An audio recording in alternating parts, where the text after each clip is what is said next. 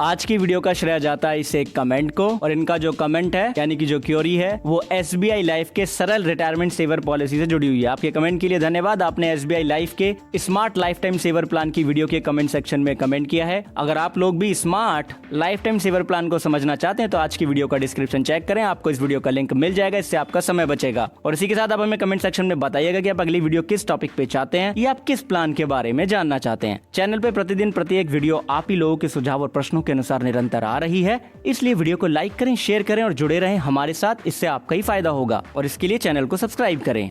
Hello everyone, बहुत बहुत स्वागत है आप सभी का। आप देख रहे हो यू द रियल। मैं हूं आपका अपना निजी सलाहकार अमित राज शर्मा। तो चलिए आज की वीडियो शुरू करते हैं और जानते हैं जानकारी SBI life insurance company limited के सरल रिटायरमेंट सेवर प्लान से संबंधित। ये जो प्लान है ये प्लान एक non linked participating saving pension plan है, यानी कि एक ऐसा प्लान है जहाँ पे आप किस्तों में पैसा पे करके पेंशन फंड क्रिएट कर सकते हैं। क्योंकि कंपनी आपके द्वारा पे की गई प्रीमियम को डायरेक्टली इक्विटी या स्टॉक्स में इन्वेस्ट नहीं करेगी, तो बाजार संबंधित जोखिम नहीं होगा। और पॉलिसी के पहले 5 साल आपको गारंटेड रूप से सिंपल रिवर्सनरी बोनस देगी, जो कि कंपनी ने पहले से ही निश्चित कर लिया है, जिससे कि पहले 5 साल में भी आपको और कोई जोखिम नहीं रहता किसी तरीके का, जिससे कि मैच्योरिटी पे एक लगभग लमसम अमाउंट आपका बन जाता है, जिससे आप आगे चल के अपने लिए रिटायरमेंट प्लान ले सकते हैं, पेंशन प्लान ले सकते हैं। प्लान में कम से कम जो डेथ बेनिफिट होने वाला है वो टोटल पेड प्रीमियम का 105% रहने ही वाला है। क्यों? क्योंकि ये जो प्लान है पेंशन फंड क्रिएट करने के लिए है। इसका उद्देश्य आपको जीवन बीमा हार्डकोर देना नहीं है। फिर भी अगर आप लेना चाहते हैं तो टर्म राइडर इसमें ऐड कर सकते हैं। एलिजिबिलिटी क्राइटेरिया की जानकारी हमारी स्क्रीन के ऊपर है, वीडियो को फुल स्क्रीन पे करें।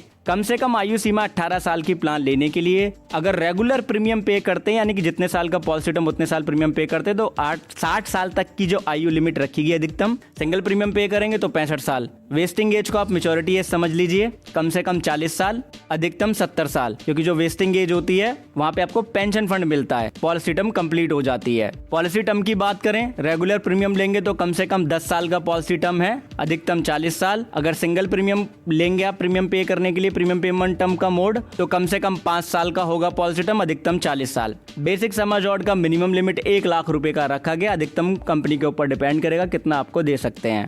मिनिमम सालाना प्रीमियम का जो लिमिट है वो 7,500 रुपए का है। मोड ऑफ प्रीमियम आपको सभी मिलने हैं इसमें, सालाना, छमाही, मासिक आप पे कर सकते हैं। मासिक पे करते तो ऑटो डेबिट होता है हमारे बैंक अकाउंट से, और 2 या 3 प्रीमियम एक साथ पे करनी होती है, ये चीज आप जानते हैं। अब हम यहाँ पे SBI life insurance company limited के सरल रिटायरमेंट सेवर प्लान के बेनिफिट समझते हैं। 2 ही मुख्य बेनिफिट है इसके, मैच्योरिटी और डेथ। मैच्योरिटी का यहाँ पे वेस्टिंग बेनिफिट कहा गया है। बेसिक सम एश्योर्ड का कंपेरिजन किया जाएगा, जितना भी आप प्रीमियम पे करेंगे उस पे चक्रवर्ती ब्याज दर लगाई जाएगी 0.25%, राइट। उसके साथ में वेस्टेज सिंपल रिवर्सनरी बोनस और टर्मिनल बोनस, यानी कि बेसिक सम एश्योर्ड का कंपैरिजन करेंगे टोटल पेड प्रीमियम पे चक्रवर्ती ब्याज लगा करके 0.25% की दर से, दोनों में से ज्यादा होगा, उसके साथ वेस्टिक सिंपल रिवर्सनरी बोनस और टर्मिनल बोनस। अब ये जो कम्यूट वैल्यू आप जो है इसमें अधिकतम 60% तक रख सकते हैं, यानी कि मैच्योरिटी बेनिफिट का अधिकतम 60% के आसपास आप ले पाएंगे। रेस्ट से आपको पेंशन प्लान लेना ही होगा, या फिर आप पूरे अमाउंट से ले सकते हैं, या फिर आप 50% अमाउंट से ले सकते हैं पेंशन प्लान और 50% वैल्यू कम्यूट कर सकते हैं।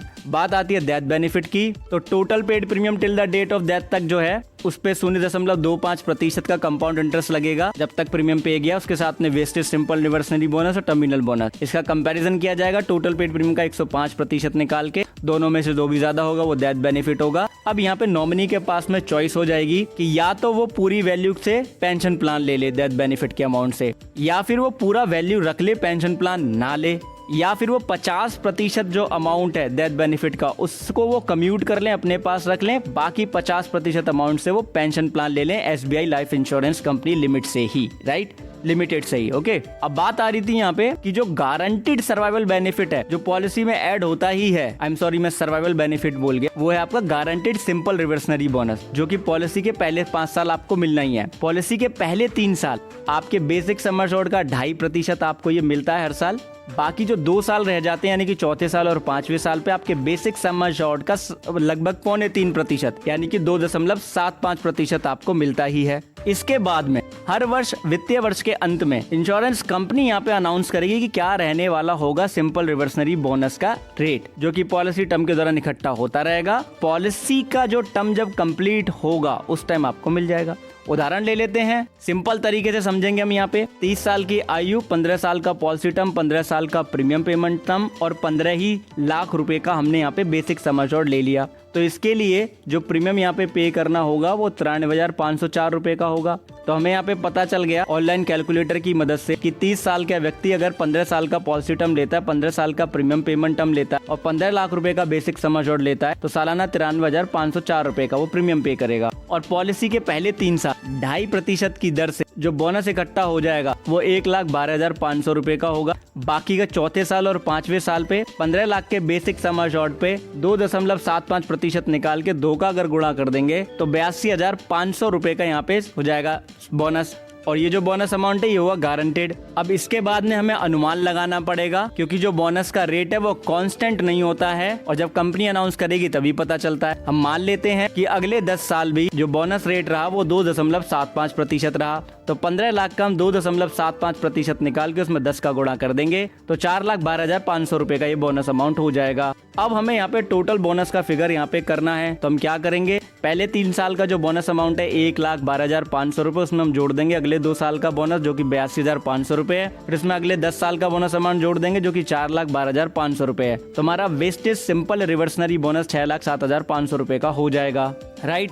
और हमें पता है कि जो वेस्टिंग बेनिफिट है, जिसको हम मैच्योरिटी बेनिफिट कह सकते हैं आमतौर पे, लेकिन प्लान की टर्म्स के अनुसार वेस्टिंग बेनिफिट ही कहा जाएगा, वो हमें बेसिक सम एश्योर्ड के साथ वेस्टेज सिंपल रिवर्सनरी बोनस और टर्मिनल बोनस होगा, जो कि 21,07,500 रुपए प्लस टर्मिनल बोनस यदि हुआ तो नॉमिनी तो बीमा धारक को मिल जाएगा और पॉलिसी बंद हो जाएगी। मतलब पॉलिसी टर्म वहाँ पे कंप्लीट हो जाएगी, बंद नहीं होगी, क्योंकि आगे पेंशन प्लान में इसको कन्वर्ट करना होगा। क्योंकि बीमा धारक चाहेगा तो टोटल अमाउंट से ही पेंशन प्लान ले लेगा, I-2 से ले लेंगे, या फिर जो 50% अमाउंट होगा वेस्टिंग बेनिफिट का वो उसको कम्यूट कर लेंगे, बाकी 50% जो वैल्यू होगी वो उससे पेंशन प्लान ले लेंगे। अब हमने यहाँ पे बेसिक सम एश्योर्ड पे कैलकुलेशन इसलिए की है, अगर आप 0.25% कंपाउंड दर लगाएंगे यानी कि चक्रवर्ती ब्याज लगाएंगे टोटल पेड प्रीमियम पे, तो वो इससे ज्यादा नहीं होगा। अब हम मान लेते हैं श्रीमान ए की जो मृत्यु है पॉलिसी के 5 साल कंप्लीट होने पे हो गई, तो ऐसे में जो गारंटेड बोनस था 5 साल का, पहले 3 साल का जो है 1,12,500 रुपए और बाकी 2 साल का 82,500 रुपए, तो 1,95,000 रुपए का अमाउंट हो जाता है ये। यानी कि गारंटेड बोनस जो हो गया पहले 5 साल का वो 1,95,000 हुआ। अब जो प्रीमियम जो पे की जा रही है 5 साल तक लगातार,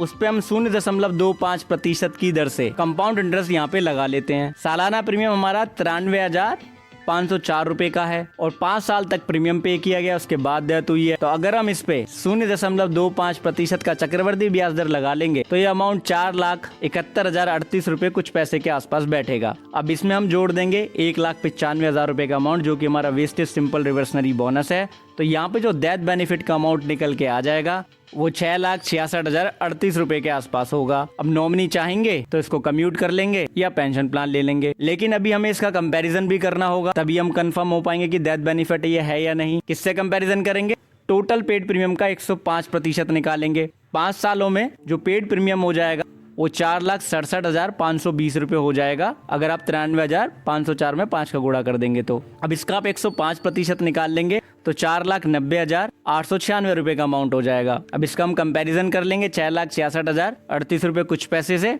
तो 6,66,038 रुपए कुछ पैसे ही ज्यादा होगा। अब यहाँ पे श्रीमान नॉमिनी जी के पास में ऑप्शन रहेगा कि वो लमसम सारा अमाउंट रख लें अपने पास में, पेंशन प्लान ला लें, या फिर वो 50% के अमाउंट से पेंशन प्लान ले लें और 50% को वो कम्यूट कर लें, या फिर पूरे ही डेथ बेनिफिट के अमाउंट से वो अपने लिए पेंशन प्लान ले लें, राइट। तो इस तरीके से आप इस प्लान में बेनिफिट की कैलकुलेशन कर सकते हैं। अब आपने कमेंट किया तब आपको यहाँ पे पता लग गया है कि प्रीमियम आप चाहे कितना भी पे करें, यहाँ पे प्रीमियम के बेस पे केवल आप डेथ बेनिफिट यहाँ पे पता लगा सकते हैं, जो तरीका मैंने बताया। और बेसिक सम एश्योर्ड आपको पता ही होगा, उस पे कैसे बोनस की कैलकुलेशन करनी है एग्जाम्पल से आपको पता लग गया होगा। आपने वीडियो अंत तक देखा उसके लिए बहुत बहुत धन्यवाद। अब आप सभी लोगों से विनती है कि आप सभी लोग एक चीज खुद भी समझें, दूसरों को भी समझाएं कि इंश्योरेंस एक प्रोटेक्शन है, प्रोटेक्शन कभी अधूरी नहीं लेते हैं और पॉलिसी डॉक्यूमेंट पढ़े बिना, पॉलिसी समझे बिना पॉलिसी नहीं लेते हैं और प्रॉपर प्लानिंग के साथ ही इंश्योरेंस लेना चाहिए, तभी आपको ज्यादा बेनिफिट होता है। अगर जानकारी क्लियर है तो प्लीज वीडियो को लाइक करें, शेयर करें, चैनल को सब्सक्राइब करके जुड़े रहें हमारे साथ। बहुत